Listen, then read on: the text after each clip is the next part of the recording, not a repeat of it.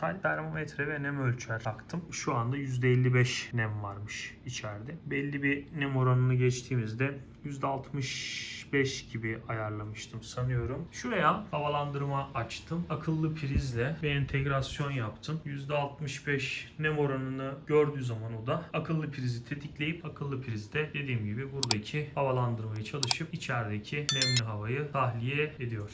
%55'in altına düştü. %54'e düştü. Tamamen tesadüf, şimdi geldiğimde oldu. Bakın havalandırma durdu. Merhaba. Sanıyorum Nisan ayı gibi akvaryumun ilk startını verdik. Şu an 10. ayın 11'indeyiz. Yani Nisan-Mayıs bile desek en az 5 aydır akvaryum çalışıyor. Bitkilerin gelişimi, balıkların gelişimi gayet iyi. Balıkların çok büyük kısmını yavruyken almıştım. Artık boy vermeye başladılar. Özellikle gökkuşağı, rainbow'lar. Tabii bu akvaryum benim için birçok ilki deneme fırsatı veren büyük bir proje oldu. Özellikle su değişim sistemi ve otomatik dozajlamayla bitkili akvaryumda olmazsa olmaz gereksinimleri otomasyona bağladım. Bugün tüm bu otomasyonu sizin için bir demo çalışması yapacağım. Sistemi önce çekeceğim. Maalesef profesyonel bir kameram yok. Aksiyon kamerasıyla çekiyorum ve onun ışık kapasitesi düşük. İç mekanda çekim yapmaya çok uygun değil. Ama sırf bu videoları çekmek için bir kamera yatırımı yapsam bugün iyimser bir tahminle 60-70 bin lira yatırım yapmak gerekecek. Böyle bir yatırım yapmayacağım. Elimden geldiği kadar, elimdeki aksesuarların izin verdiği kadar çekimler yapacağım. Hem cep telefonundan hem de dediğim gibi aksiyon kamerasının el verdiği kadar ve kalitede çekimler yapmak istiyorum. Evet, şimdi akvaryumumuzun genel durumu bu şekilde. Gördüğünüz gibi işler yolunda gidiyor. Bugün size ne göstereceğim? Bugün tüm bu otomasyonu nasıl yürüttüm? Bakın arka bitkiler artık bu akvaryum yüksekliği 65 santim. Arkadaki bitkiler artık 50 santime kadar yükselmiş neredeyse. Öndeki kriptoların zemini kaplaması inanılmaz güzel. Bugün şunu da yapacağım. Şimdi size su değişiminin otomasyonunu anlatırken 80 litre su değişimi yaptığımda su seviyeleri tankta şuralara kadar iniyor. Ondan da faydalanıp bir bakım yapacağım. Onu da hızlandırılmış şekilde izleteceğim. Ne olacak bu hızlı çekimde yaptığım rutinde? Burada kopmuş yapraklar var. Bakın şu yaprağın ucu kopmuş artık. Bazen bitkiler zayıf kalabiliyor. Doğanın kanunu. O zayıf kalan bitkileri de balıklar, özellikle rainbow'lar tırtıklamayı seviyorlar. O bitkileri tırtıklayıp koparıyorlar. Bu benim apisto erkeğim. Onu şimdilik buraya aldım çünkü tankta yeni yavrular var. Balıklarımın genel sağlıkları çok güzel. Ne tip dozajlamalar yapıyorum onları göstereceğim size. Bakın iki apisto erkeği, ikisi de burada. Yakışıklı arkadaşlar. Tabii şu biraz daha baskın bir arkadaş. Dolayısıyla diğerine biraz baskı yapıyor. Bu da tankın canavarı. Güzel bir vatozum var. Direkt yurt dışından ithal gelmiş bir vatozlu. Keyfi yerinde. Evet, genel durum bu. Şimdi size ufaktan sistemi anlatmaya başlayayım. Dediğim gibi bugün hem size otomasyonu tanıtacağım. Nasıl çalışıyor, ne oluyor. Hem de bir su değişimi yaparken haftalık rutin bakımı hızlandırılmış çekeceğim. Haftalık değil aslında bu rutin bakım. Bu söylediğim şey eski bir ağız alışkanlığı. Ben bu tanka sanıyorum ayda bir, maksimum 2 kez çok gerekirse bakım yapıyorum. Onun dışında öyle bir şey, haftalık rutin bakımı falan yok. Hani o genel ağzıma dolanmış, o yüzden söylediğim bir söz, aslında öyle bir şey kalmadı. O işi tamamen bitirmiş durumdayım. Evet, bu kısım ilk videolarında boş bir alandı. Buraya bir yalıtım yapacağımı ve güzelleştireceğimi söylemiştim. Çok şükür onu başarmış olduk. Şuraya 2 kapaklı bir düzenek kurduk. Bu 2 kapağı açtığımızda karşımıza hazır kurulu sistem geliyor. Su arıtma filtrem burada. Kurduğum elektronik su seviye tespit sensörünün bakın üst alan da şu anda dolu. Alarm kısmı boşta. Su borusu buradan geliyor. Selenoid valfim şu an kapalı. Çalışmıyor. Burada adaptörüm bulunuyor ve şurayı gösterebilir miyim bilmiyorum. Evet, duvarın kenarında da şu anda su seviye tespit sensörünü görüyorsunuz hemen dipte. Şu anda bu sistem hazır. Arıtılmış su. 200 litre depom dolu. Buradan gelen kablo istersem kullanabileceğim bir motora ait. Bu motor ne işe yarıyor? Bakın motorun hortumu da buradan çıkıyor. İçeride ama şu an kullanmıyorum. Bu ATO denilen, yani otomatik top off sistem. buharlaşmadan kaynaklı su kaybını otomatik eğer tamamlamasını istersem bu motorla küçük bir dozajlama yaparak içeride şimdi göstereceğim sensörle takibini yaparak istersem yapabilirim ama ben bunu kullanmıyorum. Evet, buradaki durum bu. Bu arada söylemem lazım. Yaklaşık 4 aydır aktif çalışıyor bu sistem. Haftada 3 kez toplamda 240 litre su değişimi yapıyorum ve çok şükür bugüne kadar herhangi bir sorun yaşamadım. Şimdi içeriye geçelim. Orada anlatmaya devam edeyim. Evet, yine akvaryumun yanındayız. Oradaki, bakın, eğer ilk kullanmak isteseydim şurada seviye tespit sensörüm kurulu. Buradan göstereyim size. Gördüğünüz gibi şu an tam tepeye kadar çıkmış durumda. Eğer su tamamlamayı kullanmak istersem sadece bu sensörü aktif hale getirip motordan buraya bir hat çekmem yeterli. Ama ben o sistemi şu anda kullanmayı düşünmüyorum. Kullanmıyorum da. Evet, şimdi daha önceki bir videoda göstermiştim. Bizim Camuer otomatik su değiştirme sistemimiz burada. Atık suyu çeken üst pompa. Bu da temiz suyu basan alt pompa. Camuer'in bu iki pompası çalışıyor. Buraya olur da buradaki hortumlarda bir kaçak olursa burada bakın yemre temas eden bir cihaz var. Ufak bir sensör var. Bu su tespit sensörü. Olur da buradan bir kaçak olur da aşağıya su akarsa bu sensör, şurada bunun bağlantı aparatı var. TUYA sistemiyle çalışıyor. Burada benim bir TUYA server'ım var. Oradan tüm bu sistemin bağlı olduğu bir akıllı prizim var. O akıllı prizi tetikleyip akvaryuma gelen tüm enerjiyi tek seferde kesmeye yarıyor. Şimdi bu arkadaşları yemleyeyim, yoksa birazdan yukarıdan atlayacaklar. Bakın, yoğunlaştıkça.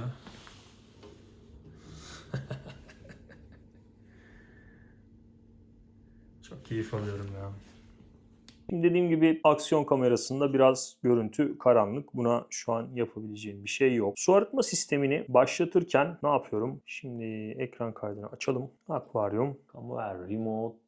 Ekranın en üstünde Exchange Today yazan kısım bugün bir su değişimi olacağı anlamına geliyor. Benim pazar, çarşamba ve cuma günleri gidiyorum şimdi Exchange ekranına. Bakın, Sunday, Wednesday, Friday 3 gün su değişimi yapıyorum. Gece saat 23'te başlayan su değişimi yine gece saat 2'ye 2 kala bitiyor. Burada herhangi bir seviye tespiti, seviye kontrolü yaptırmıyorum ben sisteme. Sistem nasıl çalışıyor? Devir hızı 900 mililitre bölü dakika. Bunu daha önce anlatmıştım. Dolayısıyla sistem zaten maksimumda çalıştırdığımda devir hızını ben 900 mililitre verdiğim için, bakın şuradan da geçip sistemi göstereyim size. Speed Settings'e girdiğimde flow rate 900 mililitre bölü dakika diyor.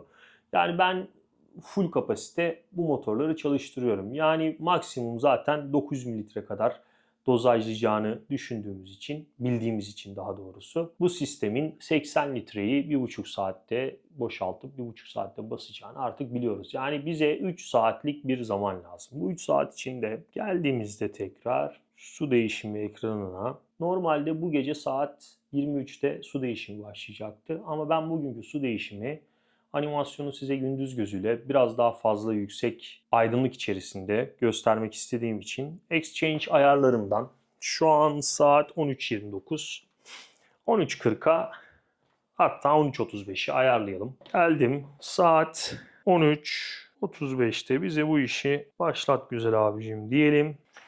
Şimdi 13.35'te sistem dozajlamaya başlayacak. 16.33'te de sistem işi bitireceğini söylüyor bana. Şimdi ne yapıyorum? Az sonra tank ilk önce suyu boşaltmaya başladığında size göstereceğim tekrar. Az önce gösterdiğim sıvı seviye tespit sensörü en üstteki şu an dolu olan ışık sönecek. Daha sonra 80 litre su aşağı inecek.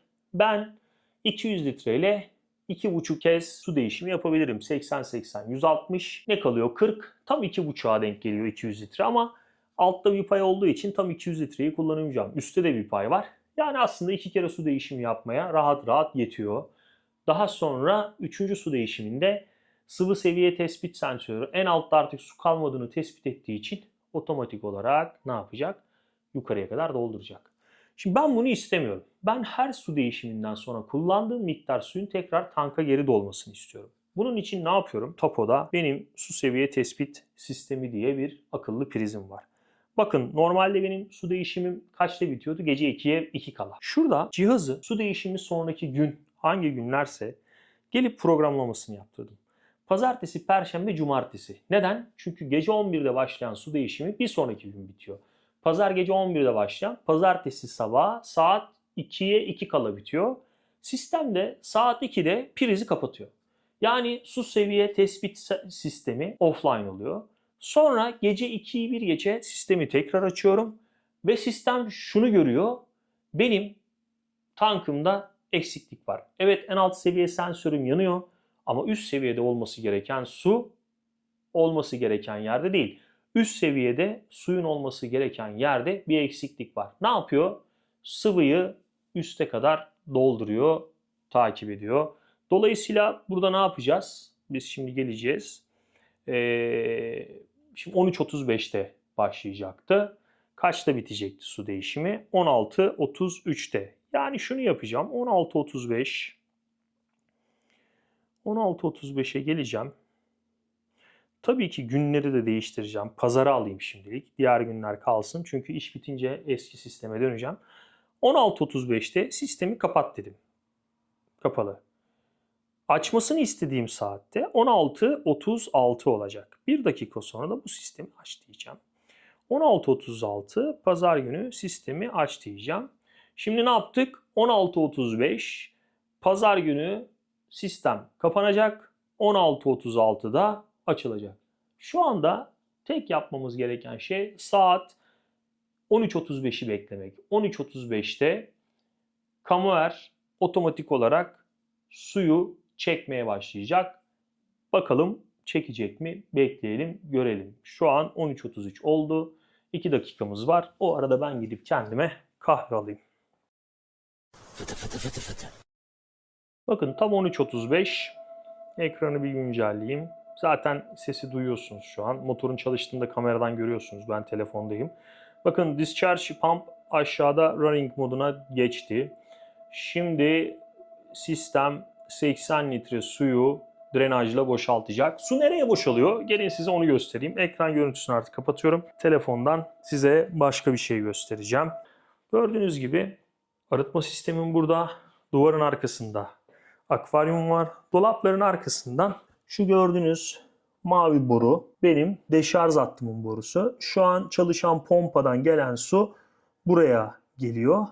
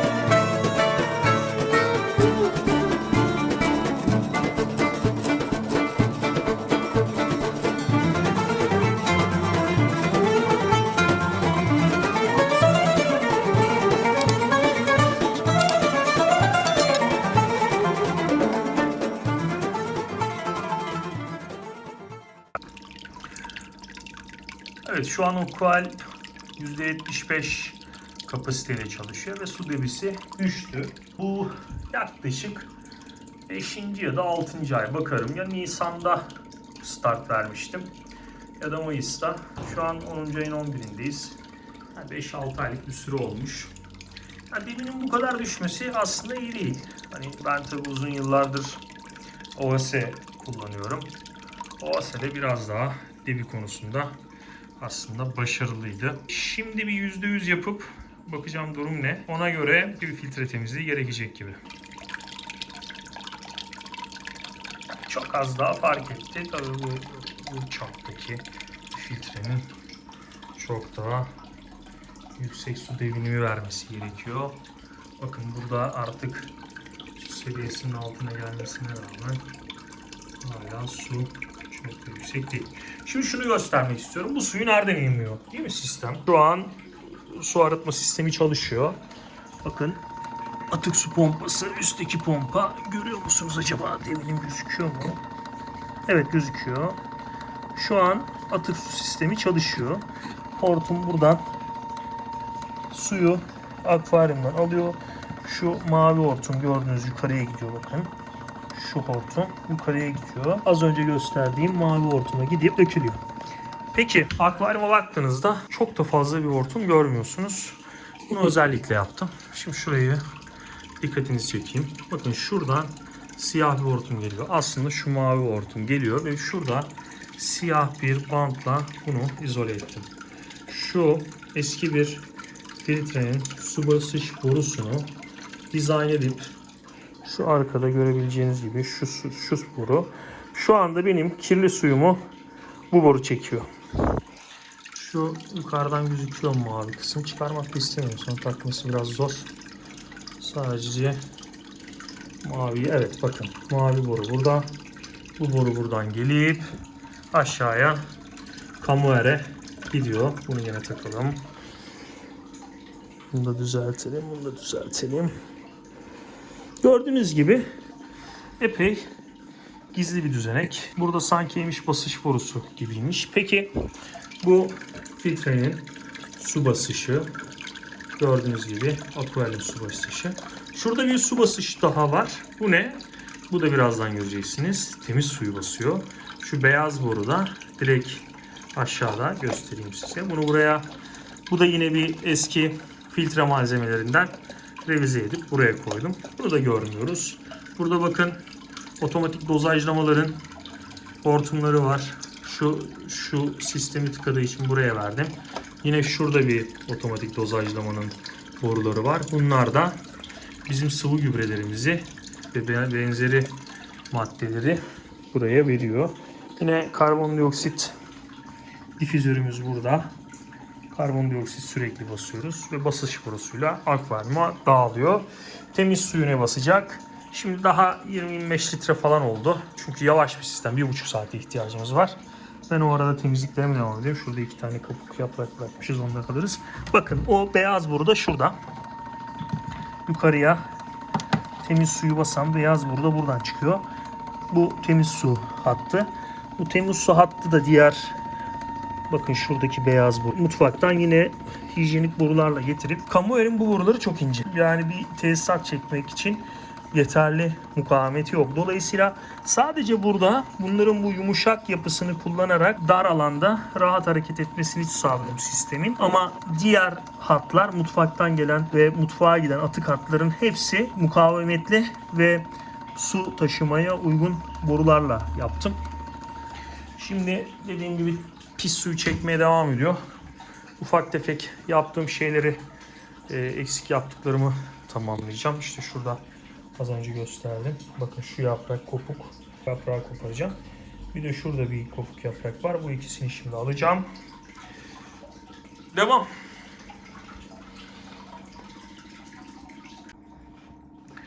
Evet, dayanamadım. Filtreyi söktüm, götürdüm, temizliyorum. Tabii biraz zaman alıyor. Bu arada deşarj işi bitti. Yani pis suyu çektik. Bakın az önce gösterdiğim buradan temiz suyumuz akıyor. Bence gayet güzel bir devinim. Yani tıkır tıkır doğan temiz suyu sistem içeriye veriyor. Gördüğünüz gibi. Alttaki şu an temiz su pompamız artık aktif hale geldi.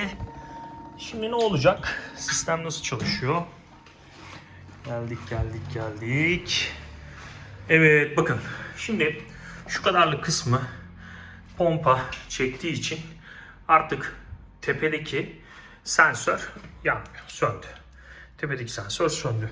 Su nereden gidiyor? Su az önce gösterdiğim o beyaz boru aslında şu boru.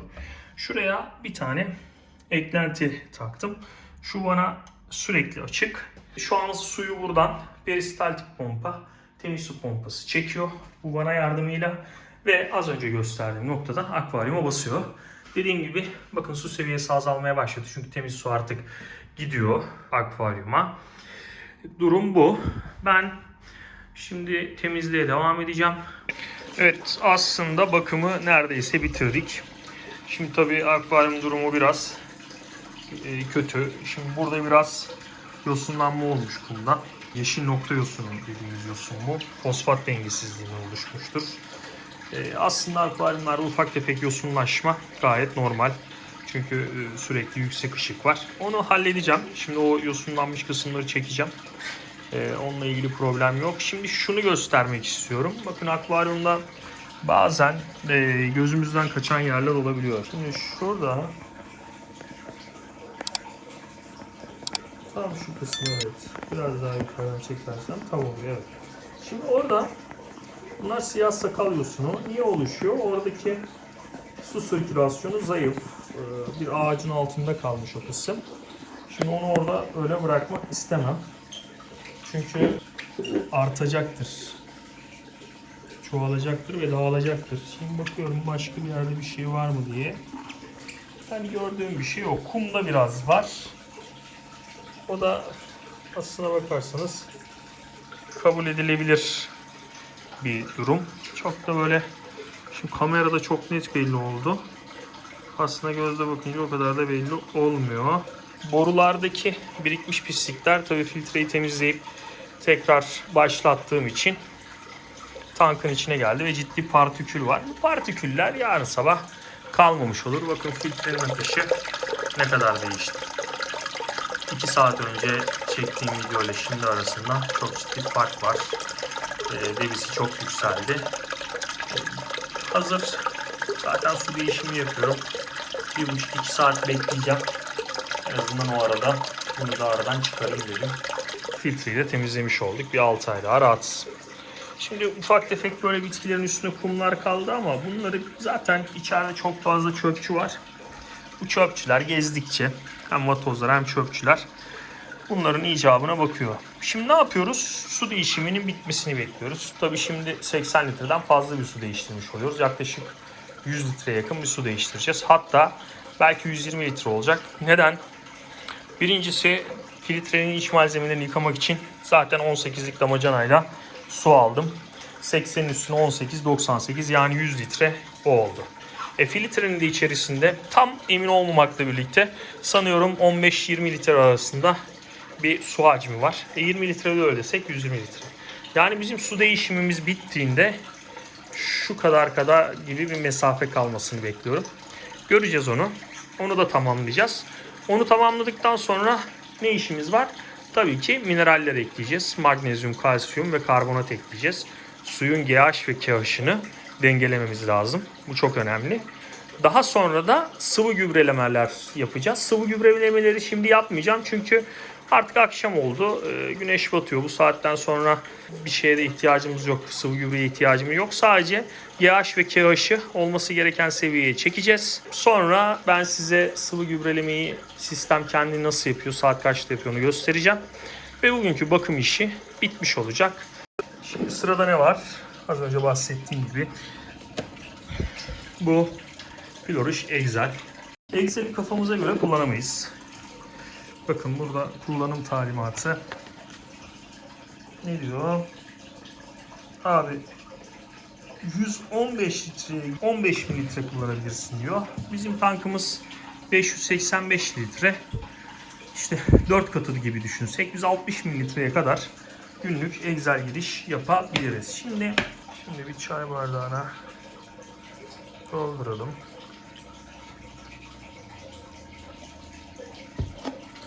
Bunu buraya koyuyorum. Excel'i dozajlarken filtreyi durduruyorum ki dozajladığım noktada etki etsin.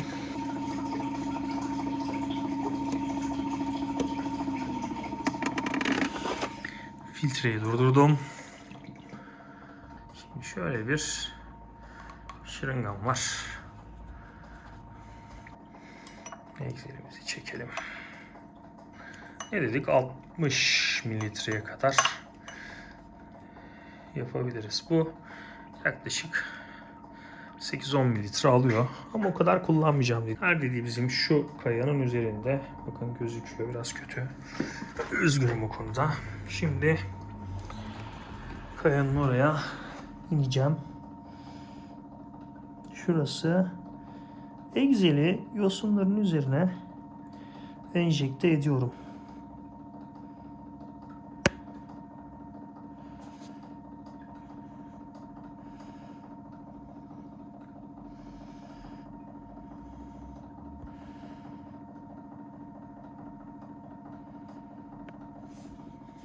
Evet. Bir 10'luk daha yapalım.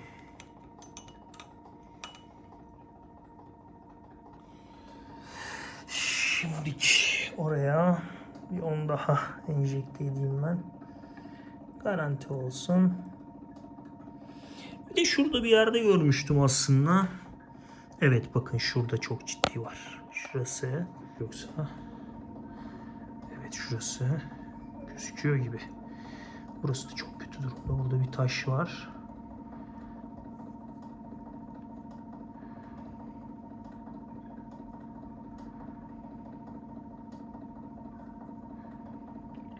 Evet. Bence yeterli. Şimdi şunu yapacağım. Bir 10 mililitre daha alıp şu sağ taraftaki kumu değiştirmeyip kumun üstüne biraz dozajlayacağım. Şimdi şu gördüğünüz koyu yeşil kısımları egzerle bir geçeceğim üstlerinden. Egzelin epey faydası olacaktır.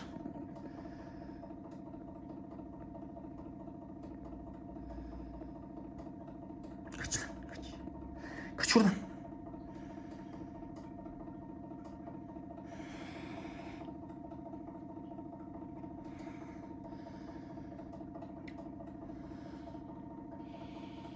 Şimdi filtreyi başlatalım tekrar.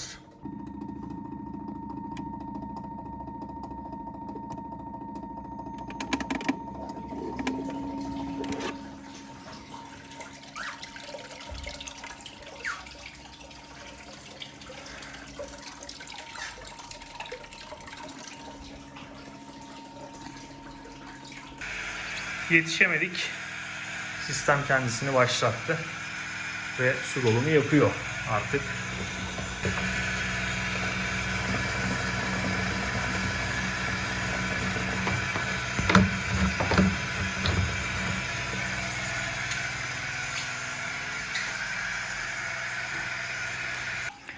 Tahmin ettiğim gibi üstte boşluk kaldı.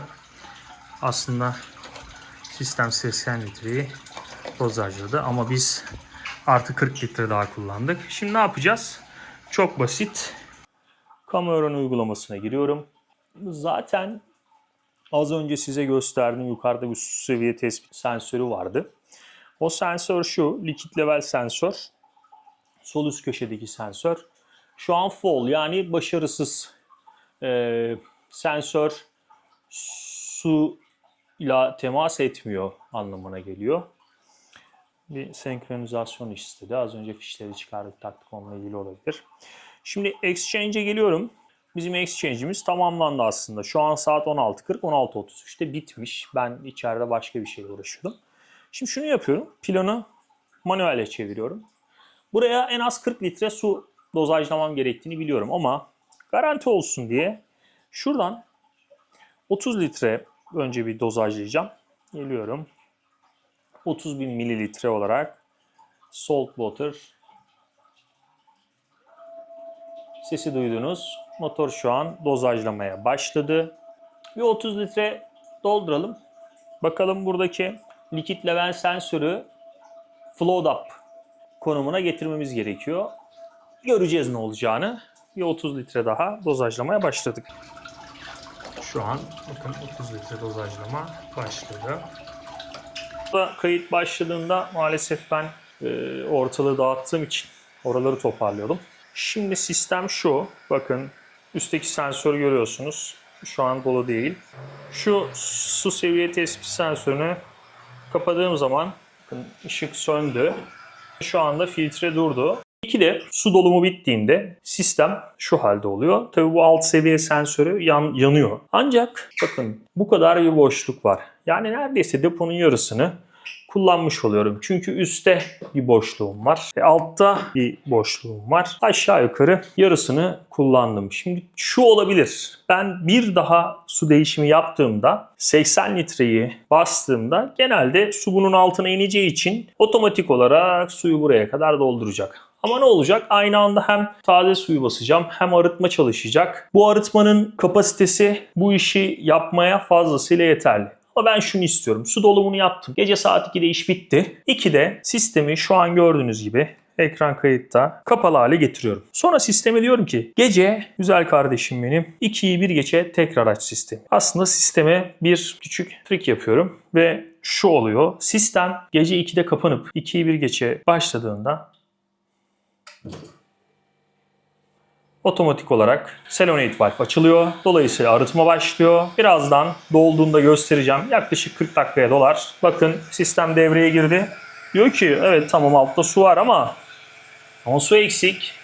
Bu sensör yanana kadar suyu doldurmaya devam edecek. Yani ne olacak? 2 ya da 3 gün sonraki su değişimine hazır, nispeten oda sıcaklığına ulaşmış. Çünkü kapalı da bir alan burası. Arıtılmış 200 litre suyum hep hazır olacak. Her su değişiminden sonra bu restartı yapıyorum ve sisteme küçük bir trikle aslında su seviye tespit sensörünü kandırmış oluyorum. Ben bu su seviye tespit sensörünü nereden aldım? Nereden buldum? AliExpress'ten aldım. Onun size görselini şimdi ekrana yansıtıyorum. Bakın vergiler dahil kaç paraya geldiğini de göstereceğim şimdi size. Rahatlıkla çok da yüksek bir maliyet değil. Bu kalitede iş yapan bir ürün için gerçekten eder bir bedel. Çünkü dijital, hiç içeriden bir şey yapmıyorsunuz. Tamamen dışarıdan sıvıyı çok rahatlıkla algılayabiliyor. Dediğim gibi 3 sensör var. 1, 2 ve 3. sensör. Bu sensör alarm. Hiçbir zaman buna gelip suyun temas etmesini istemeyiz. Buna temas ederse sistem dediğim gibi komple kapanıyor. Bunun videosunu çekmiştim.